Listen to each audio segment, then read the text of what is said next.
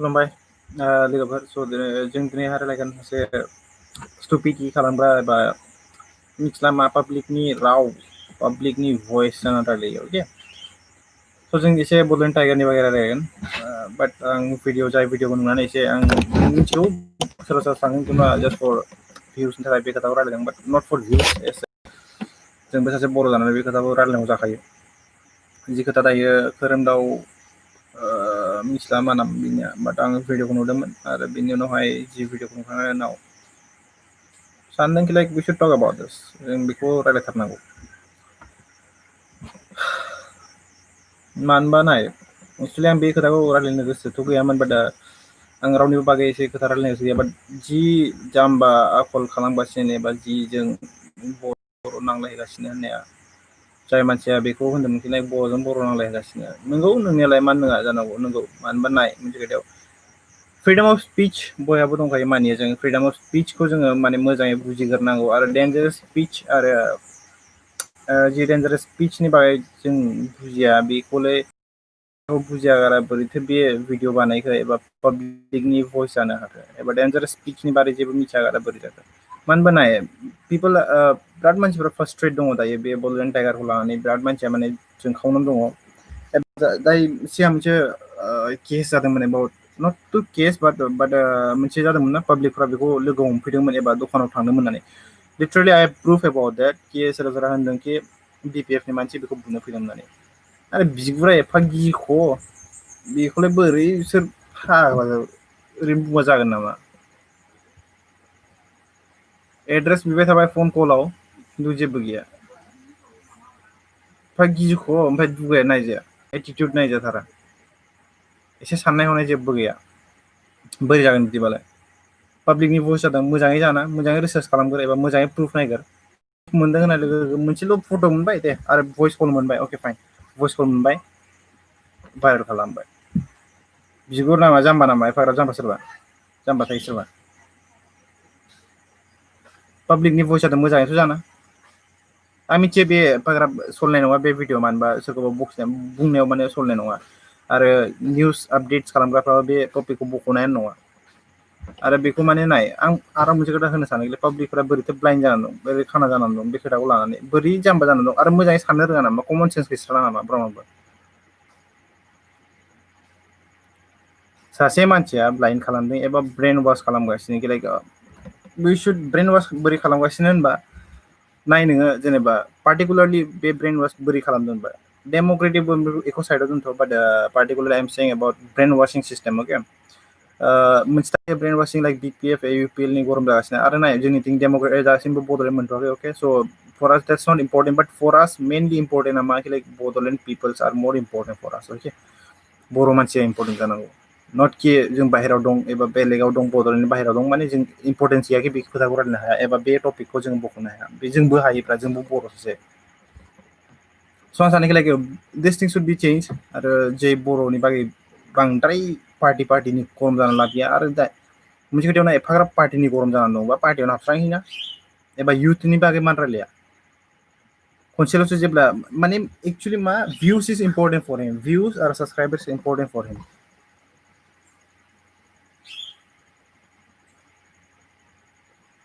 आरो जि बोरमा दारि मा दारि होननानै बडि सेमिं खालामदों एबा बडिनि बागै बुंदों एबा खोथा रायलायदों बे जाय मानसिखौ रायलायदों बेयो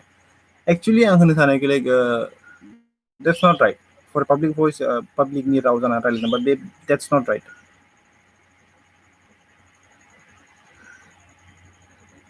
एफाग्राब एक्सपज खालामनो रोंदों एबा माबा मोनसे रोंदोंबा गोदोनि खोथाफोरखौ बुंब्रा एसे एनै आं बे खोथाखौ नागिरला गोदोनि खोथा होननांबा लाइक सिगां मा जाजेननाय बोरै सुग्रुब जागायनाय बेफोरखौथ' एसे बुजायगोन एबा एक्सपज इज माच इम्परटेन्ट फर हिम देन एक्सपजल' खालाम बेलेग टपिकखौलाय मा सोदेरो एफा गिख'खिलाय फन कल खालामबाबो मोनसे भइस रेकर्डखौबो आपल'ड खालामथारगोन सियरखा माने भिउसनि थाखाय जिखुनु खालामगोन जों स्मल इउटुबार जानो हागौ बाट एटलिस्ट वी हेभ ब्रेन एबा कमन सेन्स दं जोंनावबो जों बेफोरखौ बुजिनो हायो बबे डाइरेक्सन थांगासिनो नोंसोर गावनो मिथिखागौ पाब्लिकफ्रा मिथिखासिगोन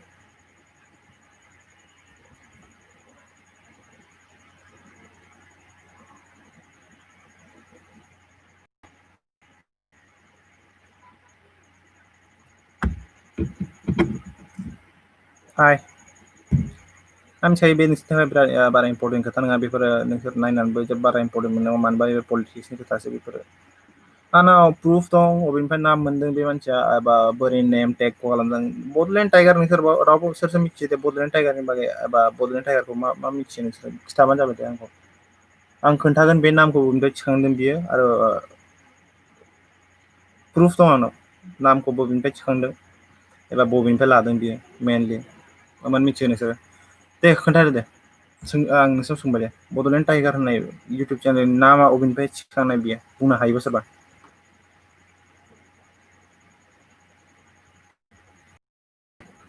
रावबो बुंनो हाया नामा आं मिथिखायो रावबो बुंनो हानाय नङा बेखौ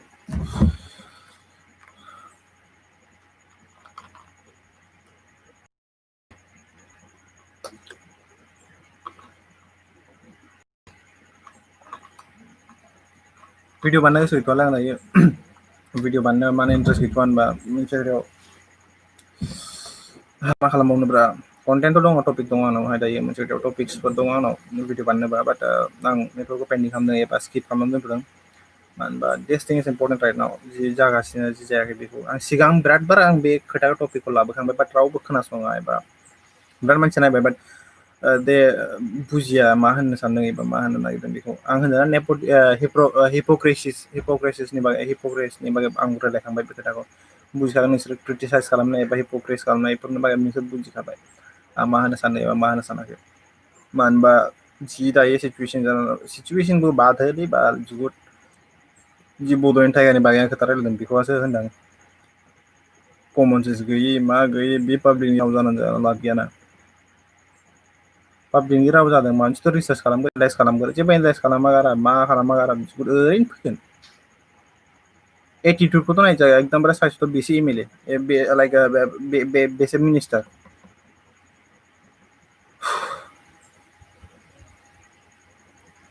दिसेन्सि जेबोखौनो नुवा आं बेयाव दिसेन्सि जेबोआनो गैया पाब्लिकनि राव जानानै रायज्लायदों बि वाट इट इस जोंनि राइट्सखौ फान्दामेन्टेल राइट्स एबा जोंनि लाइक डेम'क्रेसिनि हिसाबै बुंदों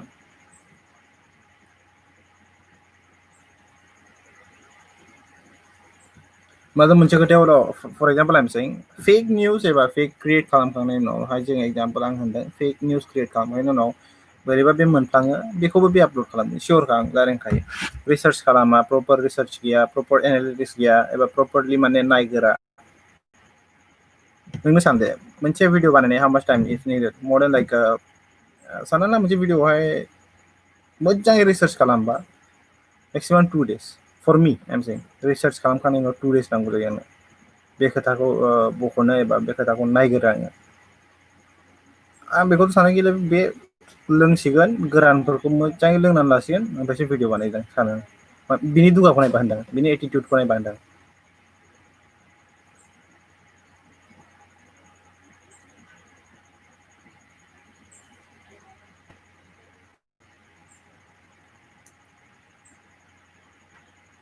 आं मिथियो रावबो आंखौ दायो बे खोथाखौ बुंनायाव सापर्टथ' खालामनाय नङा आरो बुजिनायबो नङा मानो होनबा मेगन खाना जाजोबखाबाय बयबो पाब्लिकआ आरो मेगन खानायैनो खोनासङो जि बुंदों बेनो राइट एसे इनफ्लुयेन्सारनि खोथा खोनानानै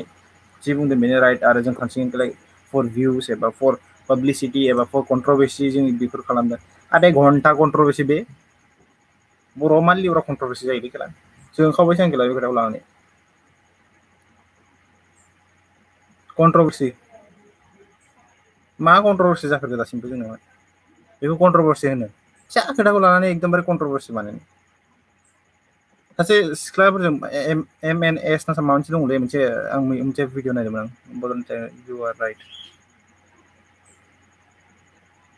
बड'लेण्ड टाइगार इज राइट अके फाइन राइट रिजन बुंदो दे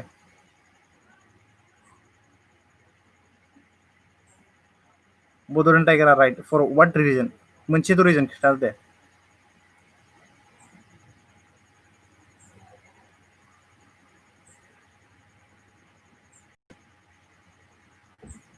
वाट इज दिस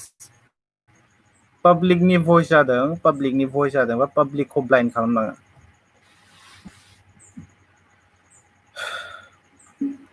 आं मिथिखायो Bodoland Tiger is channel is right. Reason to खोन्थादो ब्रा माथो खोन्थायाबो because of expose एबा मा बिराद मिस्टेक्स दं आं बख'नो गोसो गैथ'आ मिस्टेक्सफोरखौ आं बख'नो गैया एक्सप'ज खालामबाथाय आरो बख'नो फन हरलायगोन एबा SMS खालामनांगोन आं प्लिज एफोरखौ बख'मा होननानै सोर आंखौ गोदो सिगांनिफ्राय फार्स्टनिफ्राय फल' खालामदों बिसोर मिथिगोन आं फार्स्टआव आं मा स्टार्ट खालामनाया मानि स्टार्ट खालामदोंमोन एक्सप'जनिफ्राय स्टार्ट खालामदोंमोन आं बाट नाउ इउ से आंनि थाखायनो रिसार्च खालामनो बारा गोबाव नाङा अके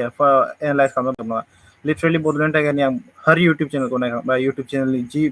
भिडिअसफोर दं बेफोरखौ फुल नायबाय आं मोनायावहाय लिटारेलि हि हेज एराउन्ड लाइक या 18 निफ्राय सुरु खालामदों खोमा 18 निफ्राय सुरु खालामदों बिनि भिडिअ इउटुब चेनेला अल नायजोबो आं भिडिअसखौ कमन सेन्स गैयाब्रा ब्र कमन सेन्स होननाय बुस्थुआनो गैला माने रिसार्च खालामो ना माखौ रिसार्च खालामनो सानो आं मालाबा लाइक माखौ रायलायो फाइन आं बेफोरखौ गाज्रि मोनाखै लाइक बे एक्सप'ज खालामदों मा खालामदों good this is our right पाब्लिकनि राइटखा बे डेम'क्रेटिक बे दिस इज आवर फान्डामेन्टेल राइट्स जों बेखौ राइट्स जायो कि जों मिथिथारनांगौ नङा होमबा पाब्लिकआ मिथिखानांगौ इन इण्डिया मिथिनांगौ सियरखा आं बेफोरखौ बारा दुसियाखै अके बाट मेन रिजन आं बे लाइभ स्ट्रिम फैनायनि मेन रिजना जाहैबाय कमन सेन्स आरो ब्रेननेस खालामनाय एबा पाब्लिकखौ ब्रेन वाश खालामनायासो गाज्रि फर एग्जाम्पल एसे बे एमएस ना माबा मोनसे गार्ल्सनि मोनसे चेनेल दङ बेवहाय होनदोंमोन लाइक फैसा जादों बिपिएफ फैसा जादों होननानै देन बे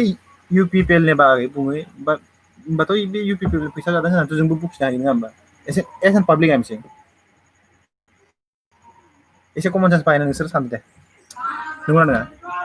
अगर बे इउपिपिएलनि बागै बिराद बुंनो हादोंबा एबा प्रमोशन खालामनो हादों एबा प्रमोट खालामनो हादों इउपिपिएलखौ देन डेफिनेटलि हि इज इटिं मानि फ्रम देम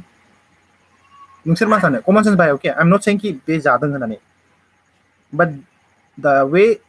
बे खालामदों एबा जेरै बे खालामगासिनो बेखौ नायनानै आं होनदों अके मानो होनबा दायो नाय बयबो अनलि पलिटिक्सनि गरम जागासिनो थेफा थेफि जा बेबो पलिटिक्स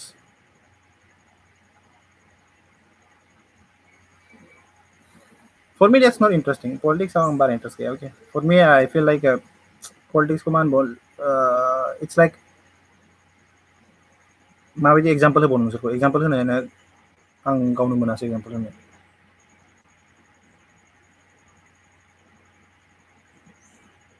नि भइस जानाय एबा पाब्लिकनि बागै रायलायनाया बिराद मोजां खोथा good but first of all common sense बाहायगोन एबा सानगोर मोजाङै एनालाइज खालामग्रोनांगौ रिसार्च खालामग्रोनांगौ बिनि उनाव पाब्लिकनि बारै पाब्लिकनि राव जाना रायलाय आइ एप्रिसियेट फर हिम आं एप्रिसियेट खालामो because of this like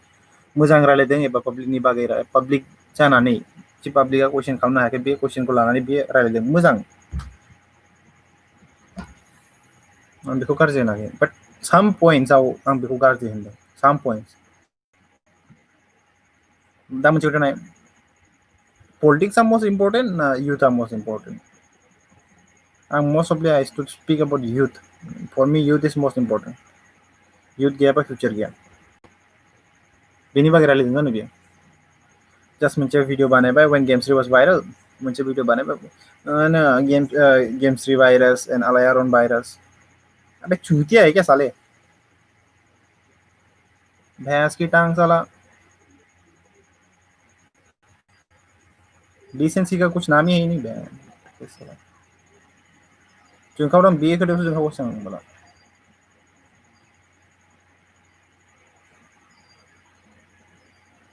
egoistic तो एकदम बारे लाइक गोदनासिन दङ होनजायो इग'आ माने इग' गावनि इग'आ गोगाया माने गोदनासिन दङ फन कलाव मा होनखो एड्रेस बिदों नङा होमबा फन नोंसोर गावनि थां चेनेलाव थां आरो नोंसोरो एनालाइज खालाम अके आं नोंसोरनो पइन्टल' होगोन जि पइन्टआव नोंसोरो गावनो हमनो हागोन अके आं पइन्ट होनि फार्स्ट अफ अल नाय जि मैया भिडिअ मोनसे भाइरेल जादोंमोन एबाउट मैया दाखालिनि खोमा बे भिडिअआ भाइरेल जादोंमोन सोरबा सासे सेंग्राया बेखौहाय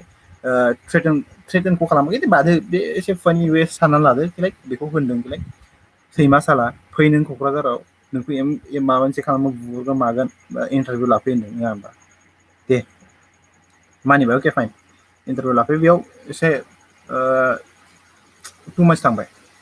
नों फन कलाव नाय आरो बेनि उनाव भिडिअ मोनसे बानायबाय हाग्रामाया सिखाव होननानै हाग्रामाया सिखाव होननायाव माने बे मा होनबावखो इक' खालामनो हाया होननानै थाम्स आप देखायगासिनो नङा होमबा इग'स्टिक एबा एटिटिउडआव होनबाय बे खोथाखौ बाट नाय नोंसोरनो साननो अके नोंसोरनो पास्ट आई थिंक 3 or 4 भिडिअसनि बेक उनाव थांफिन अके मेबि 3 or 4 5 or 6 समथिं बेक थांफिन मोनसे कल रेकर्ड दं एराउन्ड 1 minute 40 something सेकेन्ड दङ मोनसे अके फन कल जेरावहाय सासे मानसिया होनदों नोंना नोंना नोंनि एड्रेसखौ मिथिनो हागोन नामा मानो नांगौ नोंबा सोरथि मानसि नङा होमबा बेखौबो होननो बिराद इजिलि होननो हायो नङा होमबा बेखौ होनदोंखि लाइक नोंखौ क'क्राझाराव थांनानै आं नोंखौ नागिरो हायो होननानै देन जि फन कलाव खोनासंदों आबे यार खुदसे एक्सप'ज खुदसे जाहैफिनो मिथिगौ गावनि डेटआव गावनि खामानियावनो गावनो जाफिनो बेयाव माब्रै गिख' होनदों नाय जेब्ला मोनसे स्ट्रेटलि मोनसे दङ अके धनन्जय माबा धनजिब ना धनन्जय आं प्रनाउन्सियेसन थिक खालामदों धनजिब माबा रामसायारि बेनि नामा रामसायारि का मिथिखायो आङो बेनि मोनसे एटेक पाब्लिक एटेकनि बागै मोनसे निउस दङ अके आयं खेंख्राथु अमा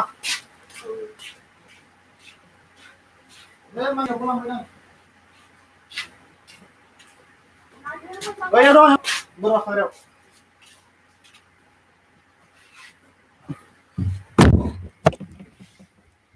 ओके स' मोनसे होनदों लाइक एड्रेसनि खोथा बुंदों नङा होमबा आरो फट' सोरबा क्लिक खालामनानै न'खौल' फट' हरबाय बे फार्स्ट्रेटथ' बयबो जागोन ना जि खोथाखौ जानानै फार्स्ट्रेट जागोन but I will support in one thing अके बे होनदोंखि लाइक गुलाय गुजाय खालामबाय बर'खौ नंगौ गुलाय गुजाय खालामदों पार्टिखौ लानानै थेफा थेफियाबो माने गरम जाफाजोब्बाय थेफा थेफि आं माने होनाखै लाइक पार्टिसफोरखौ होनाखै बाट इन फेसबुकआवथ' 18 प्लास गैया नङा होमबा सोरबा 18 प्लासबो नंबावा सोरबा एजआनो मेचुरानो जाबावाखै बिसोरनो माने मा जायो पलिटिक्सनि गरम जाहैजोब्बाय कि होनबाय कि नङा आं बिपिएफनिमोन बिपिएफनि सापर्ट खालामबाय एबा बि सापर्ट खालामो नङा होमबा बे मा खालामनो सानखो आं जेबो मिथिला ओइ र'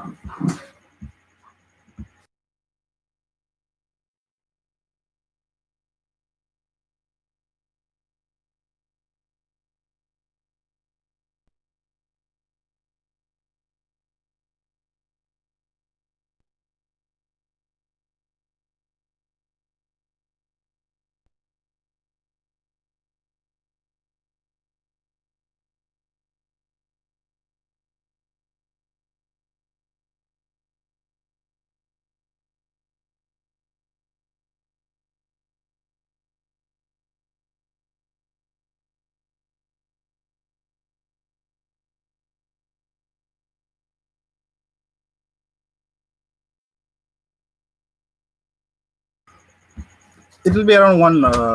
घन्टासो जागोन बे लाइभ स्ट्रिमा मानो होनबा बिराद रायलायनांगौ दं आरो बड'लेण्ड टाइगार होननाया बेनि चेनेलनि मामाजों बोरै लाग्रोदों आं खिथानि अके It's called Bodo Liberations Tigers Force होनना मोनसे BLT अके बेयावहाय नोंसोरखौ आं दानो नोंसोर गावनो दानो चेक खालामहै अके नोंसोर थांनानै चेक खालामहै BODO बड' ना लिबरेशनखौ मा खालामफैबाय बड'लेण्ड बानायबाय अके बड'लेण्ड बानायबाय देन बेखौ जरायबाय कि बड'लेण्ड अके टाइगाराथ' टाइगार थाखाबाय एसखौल' हाथायबाय एन्ड देन फोर्सखौ हाथायनानै बे बड'लेण्ड टाइगारल' लाबाय बाट डेफिनेटलि आं प्रुफ खालामो नोंसोर थां बिनि इउटुब चेनेलाव देन गो टु मा होनबावगोन चेनेल बेनाराव थां चेनेल बेनाराव वान सेकेन्ड आं नोंसोरनो देखायगोन अके वान सेकेन्ड आं नोंसोरनो देखायना होनबासो मिथिगोन नोंसोर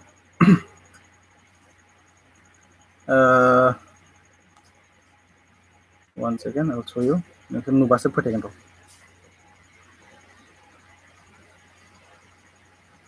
कपि केटनि 1 नम्बर होनो आं बेखौ कपि खालामनो 1 नम्बरसो बेयो मिन्स गावनि जेबो एफाग्राब माबा गैया माने लाइक व्हाट टु से गावनि गाव बानायनाय एबा गाव क्रिएट खालामनाय माबायानो गैया कपि खालामजोबनाय गोजा सोरबा इउटुबनिफ्राय नायगोन एबा सोरबा माबानिफ्राय रिसार्च खालामगोन रिसार्च खालामनाय बे नङा कि इउटुबनिफ्राय बांसिन नायनांगौ फार्स्ट अफ अल गाव टुइटार बेफोरखौथ' बिराद दङ होननो खोनादों आं टुइटाराव टुइट खालामनाय खोन्थाया बे माबा मोनसे खिन्थाया स' one second I will show you.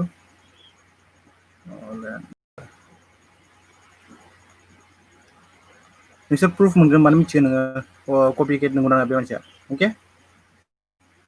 where is this one second I'll sorry बेखौ नाय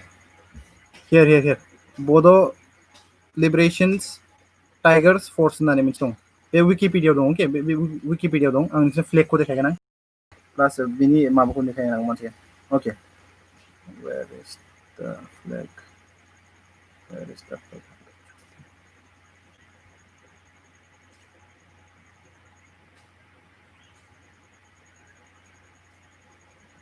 watch this okay बे गोमो प्लास बे ओके बड' लिबारेशननि फ्लेग ओके बे मोनसे फ्लेग जाहैबाय ना लिबारेशननि फ्लेग ओके देन नाउ विल गो इन इउटुबाव देखायनो माने नाम गाज्रि खालामबाय माने बेलेगनि नामखौ लानानै बे गाज्रि खालामनाय सुरु खालामबाय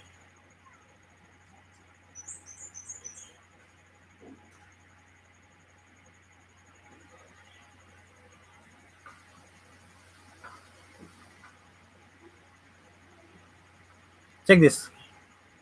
बडलेण्ड टाइगार लिरनाय दं नङा होमबा देन बे गोमो बे बुस्थुआ गोमो नङा होमबा स' can say straightly आरो बेनावनो सोंफिन बे डाइरेक्टलि स्ट्रेट बेखौनो होनगोन मानोबा आरो बे लाइक मा होनबावनो गावखौनो गाव लाजिनांगौ एबा माबा मोनसे जाबा माने लासिं सिं जानायनि माने खोथाखौ चेन्ज खालामगोन बेयो मा होनबावनोलै बिदिनो जासै बेनोसै आं बेखौल' बिराद नुदों स्टुपिडिटि बेल' खालाम बांसिन आं बेलेगखौ नुवाखै एबा प्रकाश प्रान्जलाथ' बिदि नङा अदार थिंस आं बिरादखौ नुवाखै बाट फर दिस गाय अनलि आं बेखौ बारा नुवाखैमोन बाट बुस्ट आप मायाव मोनदों जेब्लानाखि बे ट्रल खालामागौ मानि बेनिफ्रायसो बुस्ट आप मोनदों बेनि चेनेला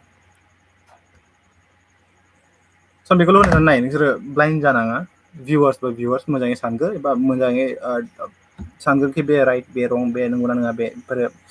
राइट या रं बेफोरखौ नोंसोर गावनो डिसाइड खालामनांगौ मानो होनबा जों एसे पाब्लिकखौ जाम्बा खालामनाया बेखौथ' रावबो इजिलि जाम्बा खालामनो हाया अके बाट बर'फोरखौ होननो थांबा नाय जों जायखौ मोनो बेखौनो फोथायो नङा होमबा जाय होनो बेखौ माने जोङो डिसकास खालामा एबा रावबो पाब्लिकआ बिनि बागै रावबो हरा नङाबा एबा बिनि बागै रायलाया बाट आं सानाखै लाइक नोंसोरनो एफाग्राब नोंसोरनो मिस्टेक मोनदोंबा स्ट्रेटलि बुं टेनसन गैया बेवहाय एबा भिडिअ बानायनानै डाइरेक्ट खालाम मानो होनबा दिस इज ससियेल मिडिया बेवहाय social media if you want reply बेयावनो होनांगौ बिनि अनगा बेयाव उल्था पुल्था बेयावहाय माने पार्सनेल कल खालामनानै एबा माबा कल खालामनानै एभिडेन्स थानांगौ होमबानो जाबाय आइ फुल एभिडेन्स एबाउट दिस आरो जाय खोथाखौ बे रायलायो बे मालाबा मस्ट अफलि आं होनाखै मस्ट अफलि आं होनथ'वाखै बाट साम अफ द वर्ड्स आर स्टुपिडि खालामो बियो आरो जायखौ मोनो कन्ट्रभारसि खालामो माने जायखौ मोनो बेखौनो माने बक्सिं सुरु खालामो दिस इज द मेन मटिभ अफ हिस चेनेल आं बेखौ सानो आरो बेनि चेनेला आं जेबो बुङा लाइक बेनि चेनेला गाज्रि माग्रि बेफोरखौ जेबो बुङा रावखौबो गाज्रि होना अके बाट फर आस दिस पाब्लिक शुड नो एबाउट दिस मानो होनबा दिनैहाय मेनलि आइ रट पाब्लिक बड' पाब्लिक राव होननानै मानो होनबा नोंसोर पाब्लिक नोंसोरो गावनो मिथिगोन नोंसोरो गावनो साननांगौ बे खोथाखौ आरो डिसाइड खालामनांगौ बिसोर राइट सोर रं आं रावखौबो होनाखै बे गोरोन्थि दं बेबो राइट इन साम पर्सन्स आं होननो थांबा बेबो राइटआनो बाय अके बाट साम मिस्टेक्स आर देयार मिस्टेक्स दङ आं बेखौ होना बेखौ आं सानो लाइक भिडिअ बानायनायनि सिगां जोङो साननांगौ मेक्सिमाम जोङो लाइक कालेक्ट फ्रम अल्ड गोजामनिफ्रायबो जों कालेक्ट खालामनांगौ बेसेबां गोबावानो जाथों नांगौबा सप्तासेयानो लादों भिडिअआ बानायनायावहाय सप्तासेयानो फैथों बाट जोंनोहाय मेन पर्सन अफ एभिडेन्स नांगौ एबा प्रुफ नांगौ प्रुफ दिस ओमफ्राय पाब्लिकनि भइस जादों बि ए लाइक पाब्लिक आरो पाब्लिकनि भइस जानायाव माने जों ओरैनो खुगाजों बखिबाल' जाया जेब्लानाखि जोंनाव एभिडेन्स गैया एबा माबा मोनसे गैया नङा होमबा एभिडेन्स दं फर मी एसे कन्टेन्ट क्रिएटिं इज सिम्पल आं मिथिखायो बिराद सिम्पल एबा पाब्लिकनि भइस जानाया बिराद simple but difficulty comes I'll show you one thing. Sore.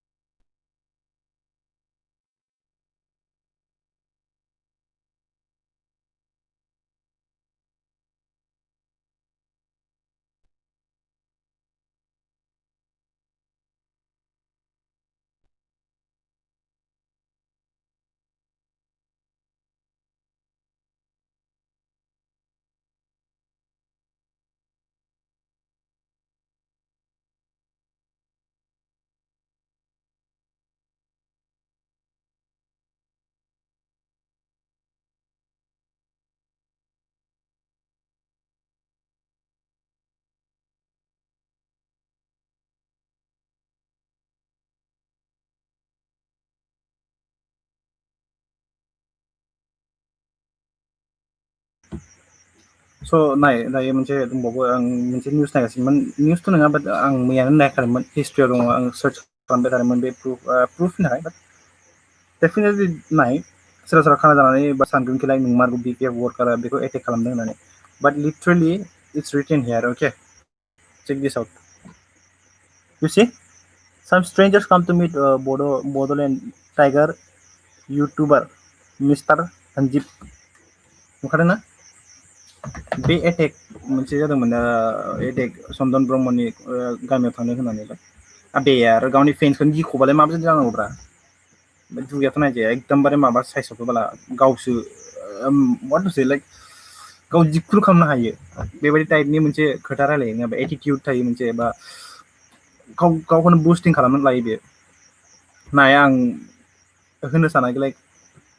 नोंनि लाइफ नोंनि पार्सनेल लाइफ आं जेबो मेटार खालामा बाट ससियेल मिडियाआव फैदोंबाथ' जों that's our right to talk आं मिथियो this is around how much one second I would say something like date बेसांमोनलाय 12 April 2020 12 April जादोंमोन बे खोथायाहाय बाट बेनि खोथानि बागै बिराद मानसि रायलायदोंबो जानो हागौ बाट साम did not एफाग्राब इम्पर्टेन्ट होआसै बे खोथाखौ लानानै बाट आं सानो बे दिस शुड अल्सो काम बेक बे इम्पर्टेन्ट खोथामोन बिराद इम्पर्टेन्ट खोथा बे ओंखायनो आं दिनैहाय बेखौ लाफिनबाय अके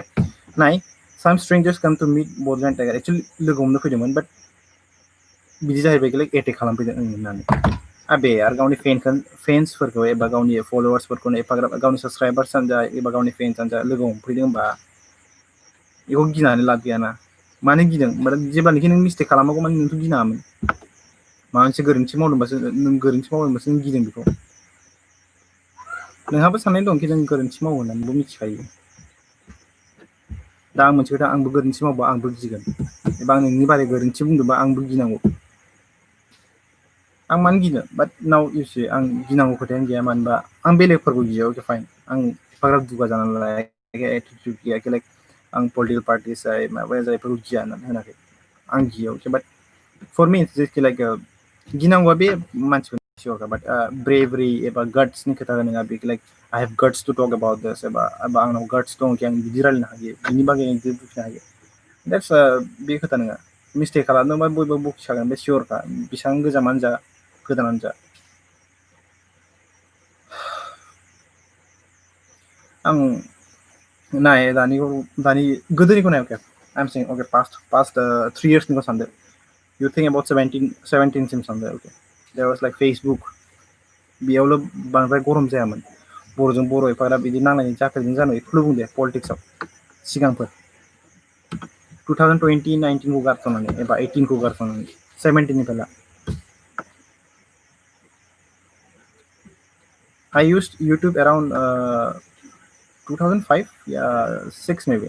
2006 आव मोनसे आंना YouTube चेनेल दं बिलिभ खालामोबा नोंसोरो सार्च खालाम अके once again I will search for you guys and I will show you one second आं नोंसोरनो proof देखायनि around it was around 2006 something बे समाव माने जेरावबो इउटुबार गैयामोन बर'आनो जा मायानो जा इउटुबार नुवाखै आङो दंमोन खोमा बाट 2006नि दङ सोरबा सोरबा दंमोन बाट गोदानसोमोन one second okay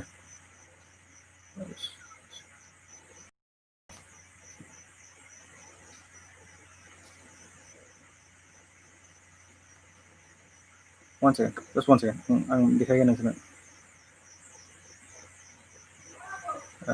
two videos not this one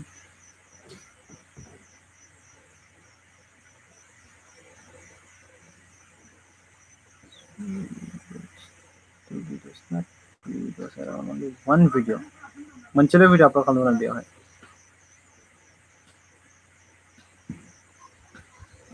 one second I'm searching I'll come back so one video 5 years back 5 years back ni kata dia okay I'll show you this video suresh NARZARY मोनसे channel दं दासिमबो 3 subscribers only not more than that 5 years back ni kata dia 2000 बे माने actually second channel I think या 14 15 16 17 18 19 20 5 years back ni I think 2006 or something ni बे मोनसे 6 नि channel बेन जाबाय but this is the second channel not second yeah second channel when I opened it in 2014 12 December बे समावहाय YouTube होननाया माने इउटुबाव माने बारा गैयामोन मानसिफ्रा अके इउटुबाव बारा मानसि गैयामोन आं बिराद थाल लाबाय बे खोथाखौहाय इउटुबाव बारा मानसि गैयामोन प्लास इदि दावराव जायामोन एबा सोरबा सोरबा बखिफैयामोन लाइक नोङा बे बिदिमोन बे बिदिमोन होननानै रावबो बखियामोन एबा एक्सपज दंमोन मानि आं एक्सपज खालामनाय दंमोन बाय ससियेल मिडिया बे माने एफाग्राब गरम जायामोन जा जेरै बर' नांलायहोनाय मानाय बेफोर माने इदि गरम जायामोन गोदोनिया बाट दानिया नायदो गरम खालामो नांलायहोयो हेट बिकस अफ पलिटिकेल पार्टिसखौ सानैलाय नोंहा आं बेखौ खालामबा बे हेट जागोन बेखौ खालामबा बे हेट जागोन नङा होमबा हेट्रेड दायो मोनसे वान साइड बिराद मानसिफ्रा बे खोथाखौ होनदों वान साइडेड मानिया one sided okay for now I will explain this into simple of नोंसोर खालामनो वान साइडेड मानो होनबा थांबा लाइक सासे मानसिखौल' एक्सपज खालामनाय एबा सासे पार्टिखौनो एक्सपज खालामनाय बे नोंखौ वान साइडेड होनो बाट माने खोथाया माने मा बेयो कि जों एसे पाब्लिक जाय वार्कार अलरेडि वार्क खालामखांबाय अके जाय लाइक इउ से थिंक्सफोर खालामबाय मिस्टेक्स खालामबाय एबा गोरोन्थि मावबाय जाय खामानि मावदों बेखौसो जों रायज्लायनो हागोन बेनि बागैसो जों रायज्लायनो हायो जाय मिस्टेकखौ खालामाखै एबा स्टार्टआप खालामाखै बिसोरनि बागै रायज्लायनो लाब गैया बे मोनसे खोथाया आं बिराद मोजां मोनदों बेवहाय अके दिस थिं इज आं बेखौल' मोजां मोनदों कि वान साइडेडनि खोथा नङा बेयो अके आइ M सेयिं this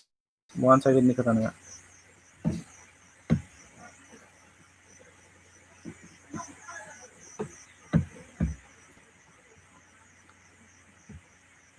okay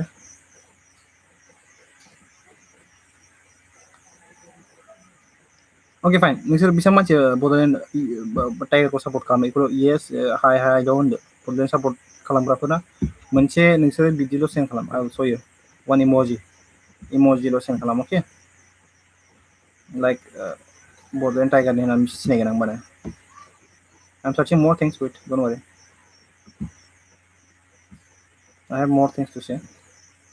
You like a smiley face. मोनसे स्माइलि फेस नोंसोर शेयार खालाम नोंसोर बड'लेण्ड टाइगारनि फैदोंबा अके जास्ट मोनसे स्माइलि फेस सेन्ड खालाम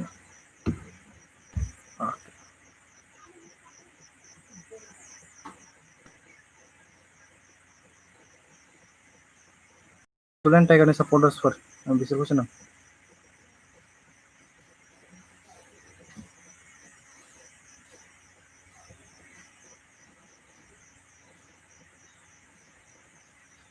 रावबो गैया नामा if you're again put a smiley face या attitude face नाय नोंसोरो जेनेबा आं इंलिसाव एसे ओके जुवेल what's your question by the way questionआ मामोन अकेल' बुंबाय बाट आं बुजिस्रायासै माखौ होनखो बेसेबां मानसिया सानैखौ लाइक बड'लेण्ड टाइगारना मिस्टेक्स गैया होननानै बा नोंसोरा कमन सेन्स दंबा नोंसोरो हमनोथ' हागोन सियरखा बाट सानैखौ लाइक बड'लेण्ड टाइगारना मिस्टेक्स गैया होननानै गोरोन्थि मावा होननानै आरो like is E capable for the public भइस अफ जोंनि बर'फोरनि थाखाय बे पाब्लिक भइस जानो हागोन ना हाया केपेबल नंगौ ना बेखौ सोंदों मा सानो नोंसोरो you have 6 people are watching 5 people are watching right now रावबो जेबो होना माथो एबा मा गियो नामा लाइक बिदि होनबा बेफोर बिदि बुङो नामा आइ एम देयार डन्ट वारि आं रिप्लाय होगोन चिल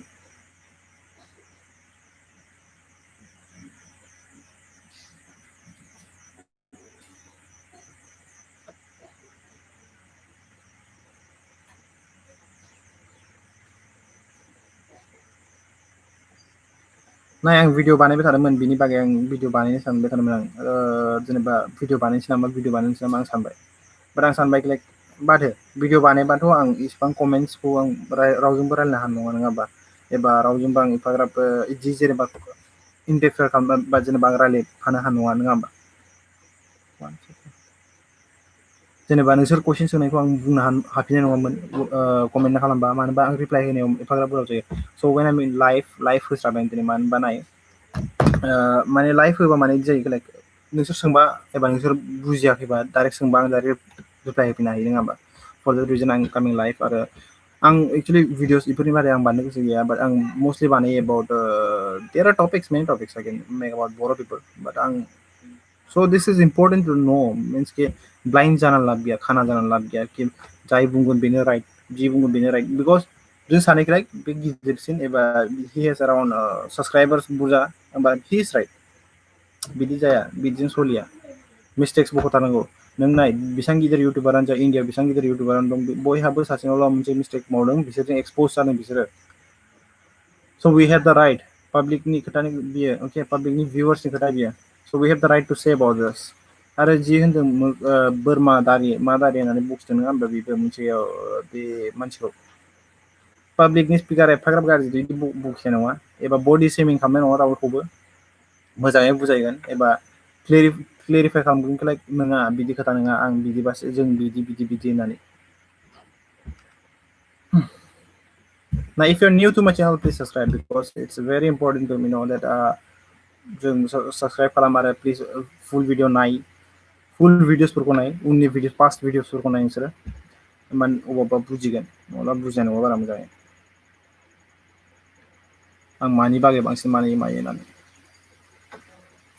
अबे just say hi if you're from नोंसोरो बड'लेण्ड टाइगारनिफ्राय फैदोंबा, नोंसोर बड'लेण्ड टाइगारखौ सापर्ट खालामोबा just say hi. Hi type खालाम जाबाय.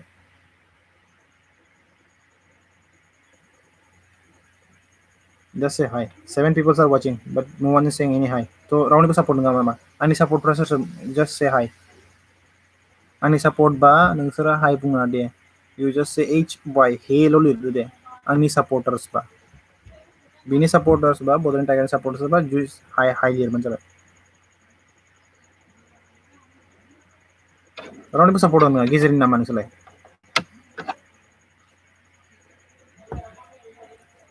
Good. You should be in middle. गेजेराव जाखानांगौ सिगां. मानो होनबा आंबो मिस्टेक बुंनो हागौ, बेबो मिस्टेक्स बुंनो हागौ, नङा होमबा? स' गेजेरनि जानाया बेस्ट. आंखौ सोर सोर सापर्ट खालामो कि am I saying it right or am I saying wrong? माने आंनाबो मिस्टेक जानो हागौ ना. So you can direct point it. I will clarify now. आं माबा मोनसे गोरोन्थि बुंदोंबा नोंसोर क्लेरिफाइ खालाम, आं नोंसोरखौ क्लेरिफाइ खालामथारगोन सियरलि. आरोबाव दंबावो बिराद इउटुबार्स आं जायखौ खोथा रायलायनो गोसो गैया, बिसोरनि बागै रायलायनो गोसो गैया, जाय अलरेडि क्ल'ज खालामबाय मस्ट अफ देम. मानो होनबा आं मानो रायलायनो गोसो गैया होनबा मोनसे खोथायाव बेनोखि लाइक मोनसे खोथा थायोना, गिदिर जाबाय माबा मोनसे बुंबा मिस्टेक्स फैगोन एबा बिदि जागोन, बिनि थाखाय आं माने खोथा रायलायनो गोसो गैथ'वा. बाट आई हेभ पइन्ट्स आई केन से, जाय बेसेबां गिदिर इउटुबारानो जा, साम पइन्ट्स आर देयर उइथ मी. लिटारेलि आं बिसोरखौ होनबा बिसोर रिप्लाइ खालामनाय नङा. मानो होनबा रिप्लाइ खालामनो नङा, मानो होनबा बिसोर सानगोन लाइक मानो रिप्लाइ खालामनो, बेफोर जायो माने. बाट आई फिल लाइक रिप्लाइ खालामनाया प्रब्लेम नङा एक्चुअलि. या इट्स गुड. मानो होनबा गावनि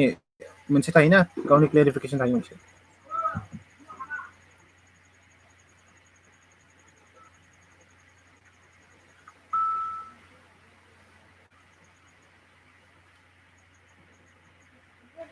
No one supports anyone. बापरे,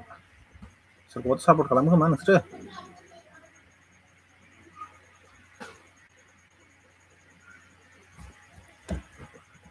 सोर सोर पलिटिक्सखौ बिराद मोजां मोनो? केन इउ जास्ट से हाय? या पलिटिक्सखौ मोजां मोनग्राफ्रा आं मोनो होननानै लिरनो हागोन. अके, नोंसोर पलिटिक्सखौ मोजां मोनोबा बुंबानो जाबाय. पलिटिक्सनि बागै मोजां मोनोबा आं जास्ट वेट खालामोलाय बड'लेण्ड टाइगारा इफ बेखौ नुयोबा प्लिज आं सानैखौ लाइक नोङो रिप्लाइ खालाम, बे खोथाखौ लानानै क्लेरिफाइ खालाम, बे खोथा नंगौना नङा. आरो नाय, इग'नि खोथा गैया बेयाव, नों जोंखावनानै लाबबो गैया, बे खोथाखौ लानानै जोंखावनानै लाब गैया. नंगौ, मानो होनबा आं होननो मोनसे खोथानि सोरबा सोरबा थायोना होनोखि लाइक माबा मोनसे मोजां मावबा माबा मोनसे जाखायो होननानै, गोरोन्थियानो जाखायो होननानै एबा हेंथा फैयो होननानै. नाय, आं नोंनि हेंथाबो नङा एबा माबाबो नङा, हेंथा फैयाखै, आं नोंनि हेंथाबो खालामनो फैयाखै. आं जास्ट बेखौल' सानो लाइक फार्स्ट अफ अल नों नांगौबा सप्तासेयानो ला, नांगौबा सप्तानैयानो ला, बाट मोजाङै रिसार्च खालाम, मोजाङै सार्च खालामना फैगोर. नांगौबा पास्टनिखौ नागिरगोर, अल्डफोरखौ नागिरगोर, गोजामानो जा. आरो सोरबा सासे होनदोंमोन लाइक बिनि बायदि बड'लेण्ड टाइगारनि बायदि रायलायग्रा रावबो गैया इण्डियाआव एबा माबायावनो जा. जाम्बा नामाब्रा, नायनो नायाब्रा, इउटुबखौ नायना नाया. कान्ट्रिसो मोनना लाखो ना माखो बड'लेण्डखौलाय? मोनसे कान्ट्रि मोनना लाबाय ना माखो?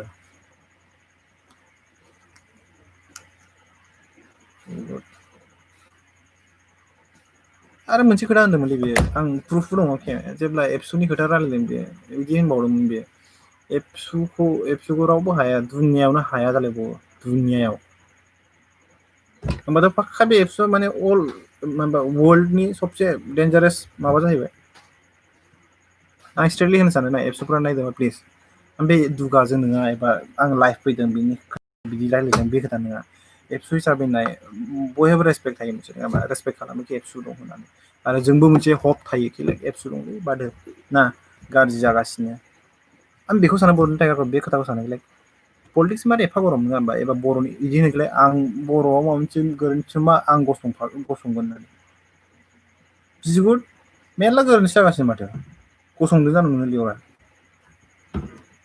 नाय दायो मोनसे खोथाव नाय इयुथनि प्रब्लेम जागासिनो बेयाव नों गसंदों जानो एबा फर एक्जामपोल जों भाइरेल जागासिनो बेखौनो रायलायदों जानो नोंनि थाखाय मा which is trending which is कन्ट्रभारसि जागोन बेखौसो नों रायलायो बे एम एस जों माबा मा जाम्बा होनजानाय बुरबकजों बुरबक रायलायबाथाय बुरबक जाखायो होननानै होनदों you know already common sense बाहायबासो बुजियो रे बेफोरखौ नोंसिनाव कमन सेन्स गैया देन you will not understand anything जेब्लानाखि नोंसिनाव कमन सेन्स गैया नों बेफोरखौ खोथाखौ बुजिनायानो नङा नेक्स्ट आइम कामिं लाइभ इन फेसबुक स' फेसबुकाव नोंसोर मोनगोन आंखौ टेनसन लानाङा फेसबुकाव आं लाइभ फैगासिनो थायो बिनि उनावहाय I will talk about this only same topic फेसबुकाव फैगासिनो आरो नाय जाय जायनि फेसबुक पेजाव फैयाखै एबा फल' खालामाखै you can follow me in Facebook pages like NARZARY corner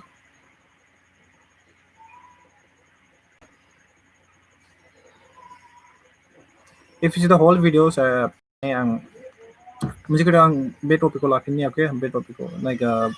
promotion या पेड प्रमोशननि बागै आं खोथा बुंनि जि खोथाखौ बे सासे सोरखौबा होनदोंमोन लाइक एलिगेशन्स लागायदोंमोन like he is doing she or he is they are doing a paid promotion about BPF होननानै पलिटिकल पार्टिनि बागै बाट नाउ यु लिसन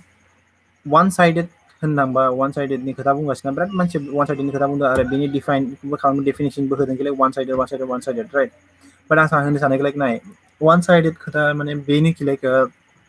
नोंगौ one sided by the way one sided खोथाया नोंमारगौ वान साइडेड अके but there are some points two बि नटेड अके पइन्ट्स दङ जेरावहाय जों नट खालामनानै लानांगौ कि लाइक बे नंगौना नङा बे नंगौना नङा एबा बे पइन्टआ बिराद इम्परटेन्ट नोंसोरो आं रायलायनायाव एबा आं बुंबाय थानायाव नोंसोर खोनासं नाय दायो मोनसे एलिगेसन लागायदों एलिगेसन माने मोनसे लाइक दाय होदों कि बे बिपिएफ मानसि बिपिएफफ्रा बिसोरखौ प्रमोसन खालामदों स' बिपिएफखौ बिसोरोहाय प्रमोट खालामदों check every videos of Bodoland Tiger check खालामहै बड'लेण्ड टाइगारनि भिडिअसफोरखौ चेक खालामहै most of them are about UPPL so public can put allegations about this मतलब public allegation लगायनो हायो like promotion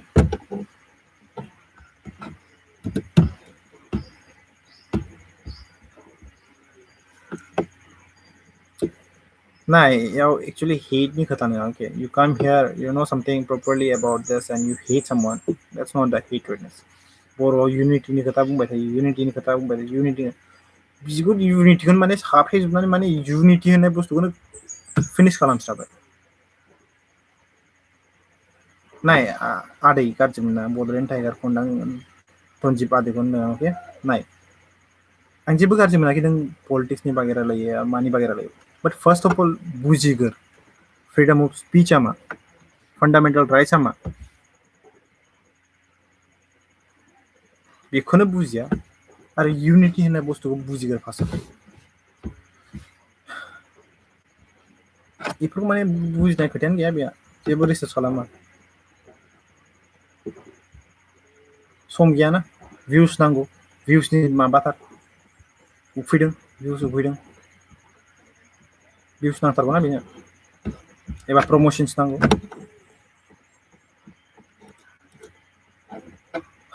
मा होनबावनोलै जोंनि बर'आ बेनोसै आं फैबाय माने मालाबा सानोखैलाय बे भिडिअ बानायलाय बाद होदोलै जायहा जाबाय जाबायसै आरो नोंहा दा बुजिग्राफ्रानो फैफ्लाङा बेयाव सानो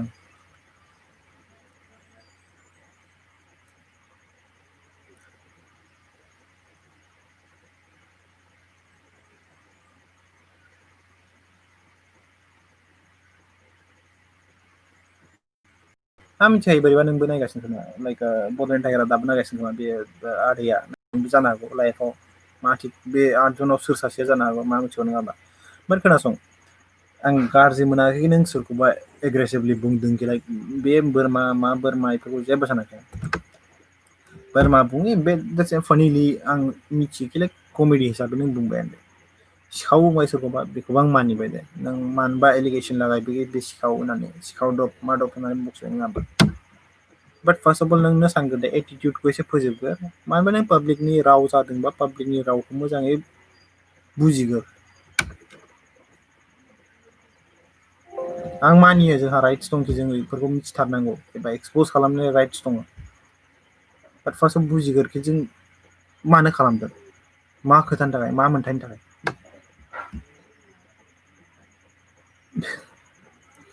मोनसे फन कल रेकर्डस नुदों बेयाव थांबानो मिथिगोन नोंसोर फननि रेकर्डस मोनगोन नोंसोरो रिसार्च खालामनायाव आं रावखौबो एफाग्राब होनाखै लाइक मानोबा प्रुफ दं ओंखायनो रिसार्च खालामो नों मोनसे कल नुदों लाइक फैसा जानायनि बारै गरम जादों नङा होमबा बेवहाय होनदों लाइक बड'लेण्डखौ हाथाय नोङो टाइगारल' लगाय होननानै दिस इज राइट कपि गेट खालामनायाव एक नम्बर प्रुफ होखाबाय नोंसोरो जायगा नुवाखै सिगां फरवार्ड खालामना नायो मिथिगोन मोजाङै आं मानि बागै रायलायदों एबा मा खोथानि थाखाय रायलायदों दिस इज इम्परटेन्ट मस्ट अफ टाइम्स बिराद इम्परटेन्ट खोथा बेफोर आं मिथियो बेखौ रावबो माने पिकआप खालामनाय नङा बे स्ट'रिखौ रावबो पिकआप खालामनाय नङा बाट आं सानो लाइक स्टुपिड खालामग्राया बेनो best of the best stupid people I would say about this बांसिननिफ्राय बांसिन स्टुपिड मोनो आं बे मानसिखौनो फार्स्ट अफ अल आं जेब्ला आं फार्स्ट नायगासिनोमोन आं सानो गुड सासेथ' सोरबा पाब्लिक जोंनि भइसखौ रायलायनो फैदों नाबा एबा जोंनि रावखौ जों हायैखौ बे रायलायदों होननानै आं मोनसे माने हप दंमोन गोसोआवहाय जेब्ला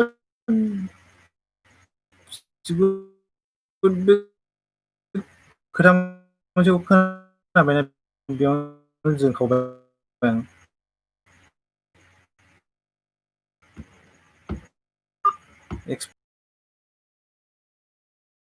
आं नाय पार्टिनि खोथा गैया आरो एक्सपसनि खोथाल' खावाखै आं बाट जि दावराव जायो मोनसे खोथाव U P P L B P L होननानै बिराद गरम जागासिनो आरो जायखौ लाइक मोनसे जेराव नांलायहोगासिनो गुलाय गुजाय खालामदों गुलाय गुजाय खालामदों सियर गुलाय गुजाय खालाम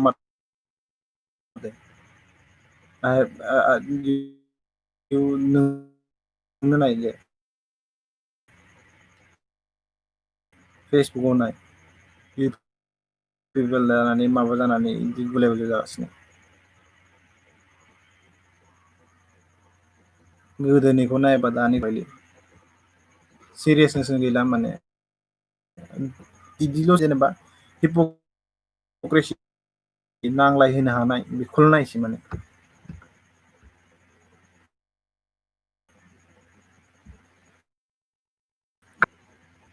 बयनाबो बय मोनसे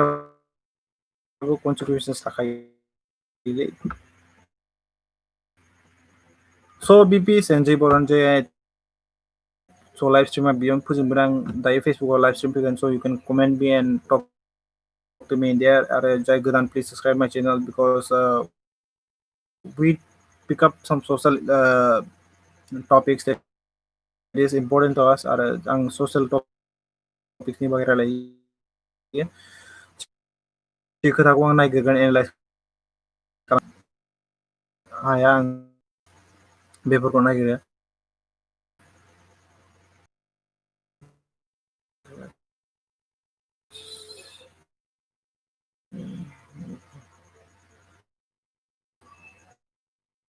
थेंक्स बादि मा एक्सुवेलि सैनायनि खोथाल' नङा बाट हा नों बुजिदोंबा नों सैनाय नङा आं सैनाय नङा आरो जाय